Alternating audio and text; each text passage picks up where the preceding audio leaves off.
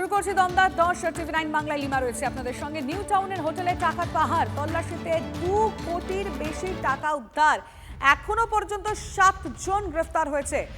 গোপন সূত্রে খবর পেয়ে নিউ টাউন হোটেলে হানা বিধাননগর পুলিশ কমিশনারেটে ডিডি সাইবার ক্রাইম এবং নিউ টাউন টেকনো সিটি থানার পুলিশ তারা পৌঁছে ঠিক কি দেখেন আমরা জানবো আমাদের প্রতিনিধি সোমা দাসের কাছ থেকে। সোমা, হ্যাঁ দেখো, নিউ টাউনের হোটেলে প্রায় 2 কোটি টাকারও কিন্তু বেশি উদ্ধার করা হয়েছে।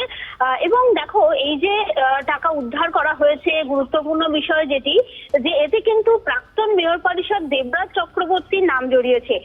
পুলিশের অর্থাৎ গোয়েন্দারা, বিধাননগর কমিশনারেটের গোয়েন্দারা তারা কিন্তু গোপন সূত্র খবর পেয়ে নিউ টাউনের হোটেলে হানা দেয় এবং সেখান থেকে কিন্তু বিপুল পরিমাণ এই টাকা, সেই টাকা তারা উদ্ধার করে। এবং আমরা যেটা জানতে পারছি যে কল সেন্টার খুলে প্রতারণার অভিযোগ রয়েছে, অর্থাৎ কল সেন্টার খুলে বিভিন্ন মানুষের কাছ থেকে টাকা তোলা, এই অভিযোগ রয়েছে।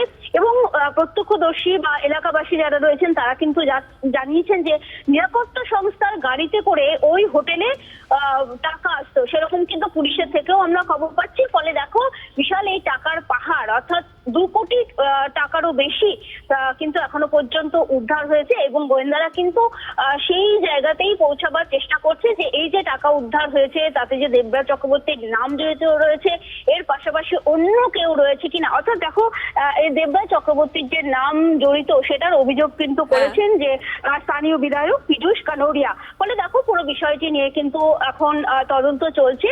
প্রথমে এই টাকা উদ্ধার, তারপরে এর পেছনে আরো কোনো চক্র রয়েছে কিনা বা অন্য কোথাও এই টাকা কল সেন্টারের নাম করে অন্য কোথাও এভাবে টাকা তোলা হতো কিনা সেই বিষয়টি। এখানে তো ওই বলছি না, রাজস্থানী ভাষা, এদের ভাষা বোঝা যায় না, একটু হিন্দি বলে টান, বাস এটুকু জানি। আর এখানে মানে গাড়ি কি দেখছেন? আর ওই এসআইএস ওই যে গাড়িটা আসে, টাকা নিয়ে যাওয়া গাড়ি, ওটা কি থাকে ট্যাঙ্কে আমরা জানি না, কিন্তু গাড়ি আসে, ও ভিতরে ঢুকে ট্যাঙ্কি নামতে দেখেছি, বাস। ছাদে আমরা তো ডিউটি করি আপনি। আজকে দেখলাম পুলিশ দুপুরবেলা রেড করেছে। তারপরে কথা কানে কানে শুনছি, একবার উনাকে জিজ্ঞেস করলাম তো বললো হ্যাঁ কোনো ঘটনা তো অতি অবশ্য আছে।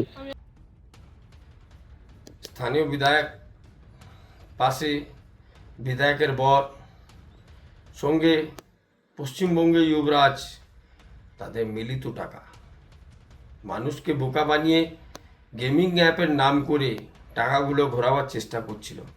এতদিন ধরে ভাবছিলাম কোথায় দিয়ে টাকা ঘুরছে, কি হচ্ছে খুঁজে পাচ্ছিলাম না। আজকে পুলিশ জায়গাটা খুঁজে পেয়েছে, পুলিশকে অনেক ধন্যবাদ জানাবো, সাধুবাদ জানাবো।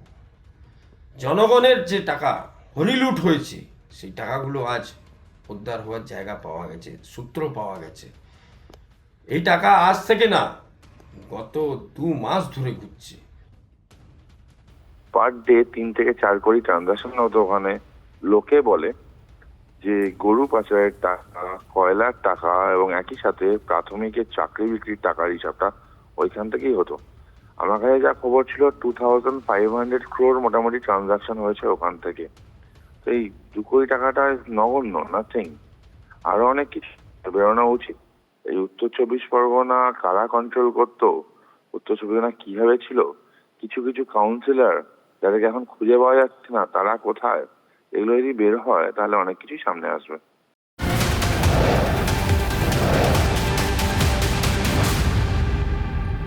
দেবরাজের অস্থাবর সম্পত্তির খোঁজে তল্লাশি চালিয়ে মিলল সোনা। বাগুইয়াটি রাষ্ট্রায়ত্ত ব্যাংকে হানা দিয়ে খোঁজ পাওয়া গেল দেবরাজের লকারের, আর সেখান থেকেই সোনার চেন, সোনার আংটি মিলেছে বলে পুলিশ সূত্র খবর।